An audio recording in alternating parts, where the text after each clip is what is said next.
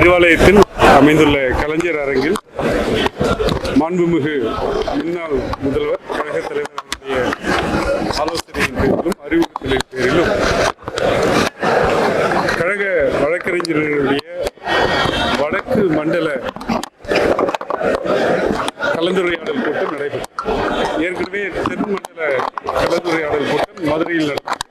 இன்றைக்கு சென்னையிலே மாண்புமிகு தமிழக சட்டமன்ற எதிர்க்கட்சி தலைவர், இளைஞர் அணி செயலாளர் மரியாதைக்குரிய திரு உதயநிதி ஸ்டாலின் அவருடைய தலைமையிலே நடைபெற்றது. ஆளும் கட்சி அதிகார துஷ்பிரயோகத்தின் காரணமாக காவல்துறையை ஏவி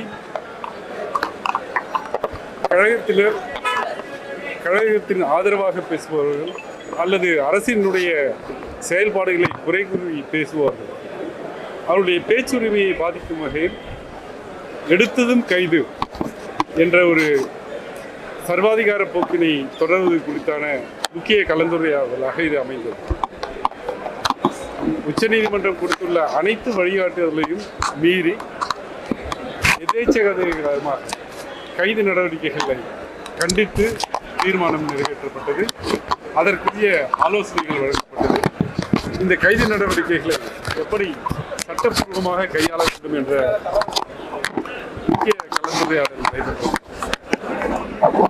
மேலும் வழக்கறிஞர் அணி சீரமைப்பு குறித்தும் வரக்கூடிய காலங்களிலே வழக்கறிஞர் அணி மறுசீரமைத்து இளைஞர்களை, புதியவர்களை அதிக பணியில் ஈடுபடுத்திடவும் முடிவெடுக்கப்பட்டது.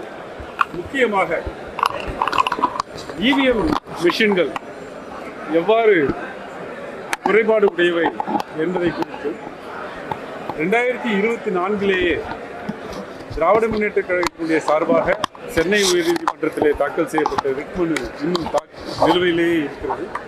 இந்த நேரத்தில் குளத்தூர் தொகுதியில் இவிஎம் மிஷின்களை சரிபார்த்த போது சரிபார்க்கப்பட்ட 14 மிஷின்களிலே 30% அதிகமான மிஷின்கள் குறைபாடு உடையதாக கண்டறியப்பட்டது. எனவே அதை சட்டத்தின் மூலமாக எப்படி நிவாரணம் தேடுவது, இவிஎம்கள் படிப்படியாக குறைக்கப்பட வேண்டும், பேப்பர் பேலட் காகித முறை வாக்கு வர வேண்டும் என்ற ஒரு நோக்கத்தோடு செயல்பாடுகளை அமைத்துக் கொள்ள வேண்டும் என்று முடிவெடுக்கப்பட்டது. இதுபோன்று வரக்கூடிய காலங்களிலே டெல்டா மண்டலத்திலும் கோவை மண்டலத்திலும் இதுபோன்ற நிகழ்வுகள் நடைபெறும். கடைசியாக கழகத் தலைவர்களுடைய தலைமையிலே மிக பிரம்மாண்டமான வழக்கறிஞர் அணி மாநாடு விரைவில் நடைபெறும் என்பதை தெரிவித்தார்.